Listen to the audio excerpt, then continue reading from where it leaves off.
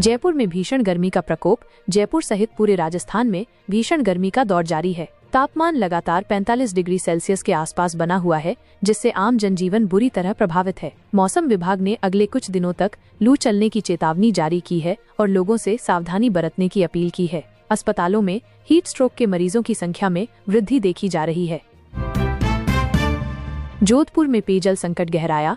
जोधपुर में गर्मी के साथ साथ पेयजल संकट भी गहरा गया है। जलाशयों में पानी का स्तर काफी नीचे चला गया है, जिससे कई इलाकों में पानी की आपूर्ति प्रभावित हो रही है। नगर निगम टैंकरों के माध्यम से पानी पहुंचाने की कोशिश कर रहा है, लेकिन यह पर्याप्त नहीं है। लोगों में पानी को लेकर आक्रोश बढ़ रहा है।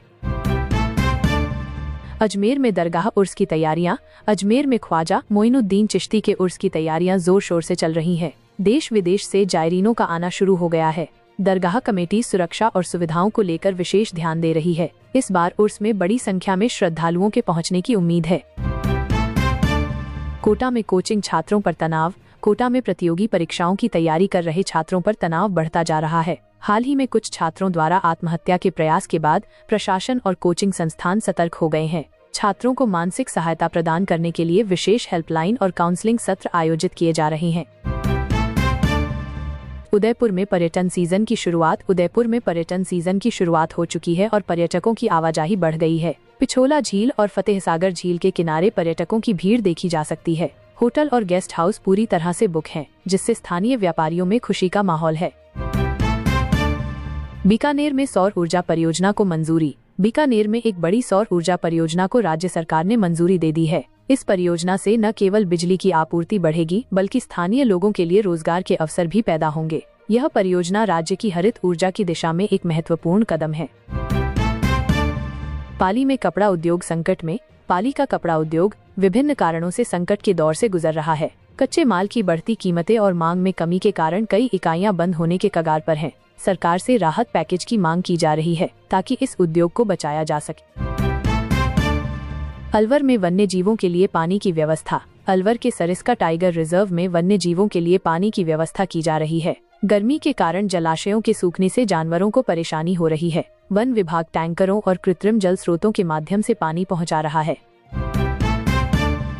बाड़मेर में तेल रिफाइनरी का काम प्रगति पर। बाड़मेर में बन रही तेल रिफाइनरी का काम तेजी से चल रहा है। ये परियोजना पश्चिमी राजस्थान के विकास में एक महत्वपूर्ण भूमिका निभाएगी और स्थानीय अर्थव्यवस्था को बढ़ावा देगी।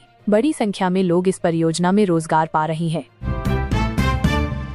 सीकर में किसान आंदोलन। सीकर में किसान अपनी मांगों को लेकर आंदोलन कर रहे हैं। फसलों के उचित दाम और कर्ज माफी उनकी प्रमुख मांगे हैं।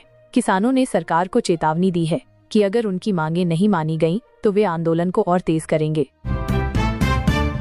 झालावाड़ में मेडिकल कॉलेज में सुविधाओं का विस्तार। झालावाड़ के मेडिकल कॉलेज में सुविधाओं का विस्तार किया जा रहा है। नए वार्ड और आधुनिक उपकरण लगाए जा रहे हैं, जिससे मरीजों को बेहतर इलाज मिल सकेगा।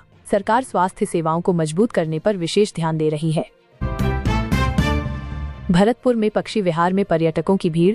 भरतपुर के केवलादेव राष्ट्रीय उद्यान में पर्यटकों की भीड़ उमड़ रही है। विभिन्न प्रकार के प्रवासी पक्षियों को देखने के लिए दूर दूर से लोग आ रहे हैं। यह पक्षी विहार पक्षी प्रेमियों के लिए एक स्वर्ग के समान है। नागौर में पशुधन मेले की तैयारी। नागौर में प्रसिद्ध पशुधन मेले की तैयारियां शुरू हो गई हैं। इस मेले में राजस्थान की विभिन्न नस्लों के पशुओं का प्रदर्शन किया जाता है और बड़ी संख्या में पशुपालक और व्यापारी भाग लेते हैं।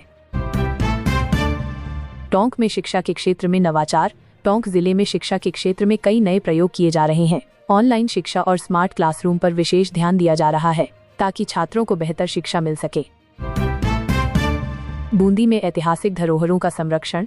बूंदी की ऐतिहासिक धरोहरों के संरक्षण के लिए विशेष प्रयास किए जा रहे हैं। किले और महल जर्जर हो रहे हैं, जिन्हें बचाने के लिए सरकार ने एक विशेष योजना शुरू की है। अगर आपको हमारी खबरें पसंद आ रही हैं, तो हमारे YouTube चैनल को लाइक और सब्सक्राइब करना न भूलें, ताकि आपको हर खबर सबसे पहले मिले।